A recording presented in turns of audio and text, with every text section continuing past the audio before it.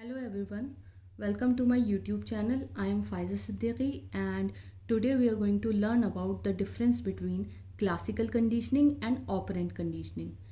हम इससे पहले दो वीडियो में classical conditioning and operant conditioning को बहुत डिटेल में पढ़ चुके हैं. ये वीडियो सिर्फ इन दोनों के डिफरेंस के लिए है. तो classical conditioning was given by Ivan Pavlov. Ivan Pavlov एक रशियन न्यूरोलॉजिस्ट थे जिन्होंने क्लासिकल कंडीशनिंग 1900s में दी थी. क्लासिकल कंडीशनिंग से इन्फ्लुएंस्ड होकर बीएफ स्किनर ने ऑपरेंट कंडीशनिंग दी 1938 में. बीएफ स्किनर एक अमेरिकन साइकोलॉजिस्ट थे. क्लासिकल कंडीशनिंग को पावलोवियन कंडीशनिंग और रिस्पोंडेंट कंडीशनिंग से भी जाना जाता है. whereas operant conditioning is also known as Skinnerian conditioning or instrumental conditioning. Classical conditioning is based on involuntary reflexive behavior. अब इसका क्या मतलब है involuntary reflexive behavior का? तो पावलोव ने जो एक्सपेरिमेंट किया था उसमें वो डॉग के सामने फूड रख रहे थे और डॉग उस फूड को देखकर सेलिब्रेट कर रहा था. तो ये डॉग का सलाइवा सिक्रीशन जो करना है वो इनवॉलेंटरी है. डॉग यहाँ पर जानबूझ के सलाइवा सिक्रीट नहीं कर रहा है. उसको भूख लगी है और वो फूड को देखकर खुद ब खुद सेलिब्रेट कर रहा है.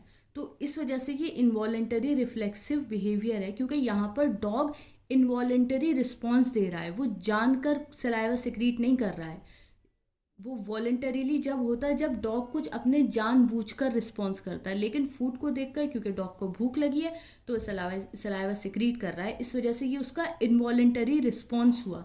That is why classical conditioning is based on involuntary reflexive behaviour. whereas operant conditioning involves voluntary behavioral outcomes. अब operant conditioning में क्या हो रहा था कि स्किनर ने जो अपना स्किनर बॉक्स था या ऑपरेंट चेम्बर था उसमें ऑर्गेनिज्म को रख कर, organism rat, pigeon, monkeys, cat जो भी था, तो उसमें लिवर को प्रेस करने को दिया था. लिवर को प्रेस करने के बाद फूड प्रोवाइड करते थे. तो इस कंडीशनिंग में रैट जो लिवर को प्रेस कर रहा है वो वॉलेंटरीली कर रहा है. वो जानबूझकर लिवर को प्रेस कर रहा है क्योंकि उसे पता है कि लिवर को प्रेस करने के बाद मुझे फूड मिलेगा. वो कुछ और करता है तो उसे शॉक मिलता था, और जब वो लिवर को प्रेस करता था तो फूड प्रोवाइड किया जाता था स्किनर के द्वारा. तो कोई भी ऑर्गेनिज्म, रैट या कोई भी ऑर्गेनिज्म ये समझ चुका था कि लिवर को प्रेस करने के बाद मुझे फूड मिलेगा, तो वो कुछ और करने की उसे ज़रूरत ही नहीं थी. वो डायरेक्ट लिवर को प्रेस करता था या पिजन के उसमें की को पैक करता था और उसको फूड प्रोवाइड हो जाता था. तो यहाँ पर जो ऑर्गेनिज्म है, ऑपरेंट कंडीशनिंग में जो ऑर्गेनिज्म है वो वॉलेंटरीली लिवर को प्रेस कर रहा है. वो उसके ये नहीं कि उसे पता ही नहीं है कि लिवर प्रेस हो गया है या स्किनर ने बिल्कुल उसके आगे रख दिया है लिवर के, बैठे बैठे कर दो. नहीं, रैट खुद ढूंढ कर लिवर को प्रेस करता था, वॉलेंटरीली जानबूझकर प्रेस करता था ताकि उसको फूड मिले. That is why operant conditioning involves voluntary behavioural outcomes. Classical conditioning में जो ऑर्गेनिज्म होगा वो पैसिव होगा और ऑपरेंट कंडीशनिंग में ऑर्गेनिज्म एक्टिव होगा.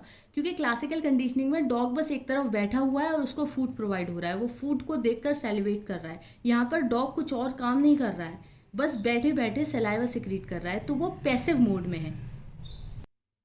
लेकिन रैट खुद जाकर लिवर को प्रेस कर रहा है. जो स्किनर बॉक्स में ऑर्गेनिज्म है वो खुद जाकर लिवर को प्रेस कर रहा है या की को पैक कर रहा है. तो वो ऑर्गेनिज्म एक्टिव मोड में है, वो खुद अपना काम कर रहा है, खुद रिस्पॉन्स दे रहा है ताकि उसे फूड मिले. इन classical conditioning Pavlov is getting response after he provides the stimulus. इसका क्या मतलब है? अब यहाँ पर रिस्पॉन्स क्या है? रिस्पॉन्स ये है कि डॉग सेलिब्रेट कर रहा है, और स्टिमुलस क्या है? जो पावलोव फूड को प्रोवाइड कर रहा है. तो फूड स्टिमुलस है और रिस्पॉन्स सेलिब्रेशन है. क्लासिकल कंडीशनिंग में जब पावलोव स्टिमुलस प्रोवाइड करते हैं उसके बाद डॉग अपना रिस्पॉन्स देता है, डॉग सेलिब्रेट करता है फूड को देखकर. तो स्टिमुलस पहले प्रोवाइड किया जा रहा है, बाद में रिस्पॉन्स मिल रहा है. फूड पहले दिया जा रहा है, बाद में डॉग सेलिब्रेट कर रहा है. तो response is getting after the stimulus is being provided. whereas in operant conditioning response is getting before the stimulus. मतलब रिस्पॉन्स जो मिल रहा है वो स्टिमुलस प्रोवाइड करने से पहले ही मिल जा रहा है. अब यहाँ पर रिस्पॉन्स क्या है? जो रैट या ऑर्गेनिज्म जाके लिवर को प्रेस कर रहा है, और स्टिमुलस क्या है, फूड प्रोवाइड करना। देखो, रिस्पॉन्स क्या होगा, जो भी ऑर्गेनिज्म दे रहा है, और स्टिमुलस क्या होगा, जो भी एक्सपेरिमेंटलिस्ट है वो प्रोवाइड कर रहा है। तो स्टिमुलस दोनों कंडीशन में फूड है।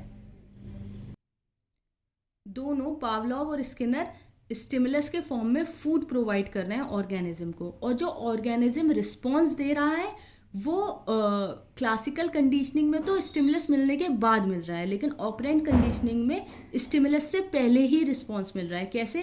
क्योंकि रिस्पॉन्स क्या होता है, जो ऑर्गेनिज्म दे रहा है, तो ऑपरेंट कंडीशनिंग में रैट पहले ही अपना रिस्पॉन्स दे देता है लिवर को प्रेस करके, और उसको स्टिमुलस बाद में मिल रहा है, फूड। स्किनर फूड प्रोवाइड कर रहे हैं एज ए स्टिमुलस, और यहाँ पर ऑर्गेनिज्म अपना रिस्पॉन्स दे रहे हैं by pressing the liver. Classical conditioning को एस टाइप कंडीशनिंग भी कहा जा सकता है, क्योंकि यहाँ पर स्टिमुलस पहले मिल रहा है, और ऑपरेंट कंडीशनिंग को आर टाइप कंडीशनिंग कहा जा सकता है, क्योंकि यहाँ पर रिस्पॉन्स पहले मिल रहा है। अब क्लासिकल कंडीशनिंग में pairing of unconditioned stimulus and conditioned stimulus. Unconditioned stimulus क्या है, फूड, और कंडीशनड स्टिमुलस क्या है, बेल। तो पावलोव अनकंडीशनड स्टिमुलस और कंडीशनड स्टिमुलस को पेयर करते हैं, मतलब फूड और बेल को पेयर करते हैं।